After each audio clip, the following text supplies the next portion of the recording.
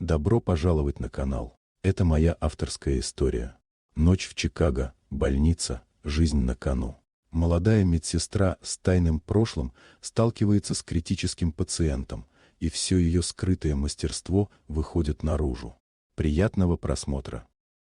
Ночь в травматологическом отделении Чикагской городской больницы была тягучей и пустой. Двери резко распахнулись, и на каталке привезли мужчину с серьезным ранением шеи, кровь стекала потоком.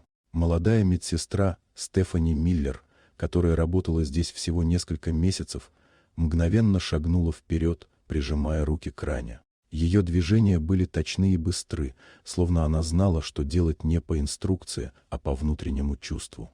Главный хирург, доктор Бенджамин Харпер, ворвался в зал и замер. Он видел, как Стефани за считанные секунды остановила кровотечение, используя технику, которой владеют только самые опытные кардиохирурги. Пациент стабилизировался, и тишина в отделении повисла тяжелой паутиной. Стефани знала, что ее секрет под угрозой. Она больше не была обычной медсестрой.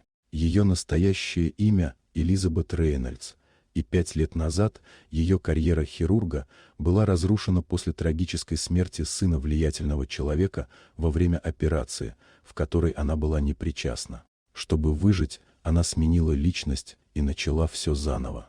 Доктор Харпер быстро понял, что столкнулся с чем-то необычным. Он был на грани того, чтобы раскрыть ее тайну, и вместе с этим единственный человек, кто мог помочь ей использовать свои навыки на пределе возможностей. На следующий день в операционной Чикагской больнице они вместе готовились к крайне рискованной операции на аорте пациента, который был критически болен и у которого не было времени на ошибку.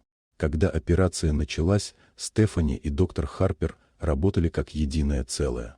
Хрупкая ткань сосуда угрожала провалом в любой момент.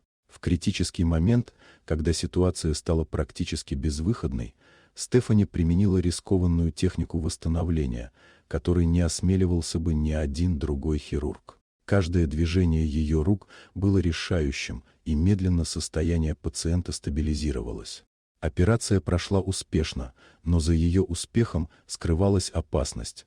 Кто-то уже наблюдал и мог использовать этот момент, чтобы снова подставить Элизабет. Она осознавала, что ее прошлое не отпустило ее полностью. Тем не менее, она почувствовала, что впервые за 5 лет снова контролирует свою жизнь. Она спасла жизнь человека, несмотря на собственный страх и ненависть к прошлым событиям. Когда все закончилось, Чикагская ночь уже не казалась пустой. Элизабет стояла у окна больницы, понимая, что может выбрать, кем быть, скрываться или снова вернуться в мир медицины. На этот раз она знала, что ее опыт и мастерство — ее сила. Впереди оставался долгий путь, но первый шаг был сделан. А теперь, друзья, подумайте, как бы вы поступили на ее месте. Спасибо, что смотрите, ставьте лайк и подписывайтесь. До новых встреч!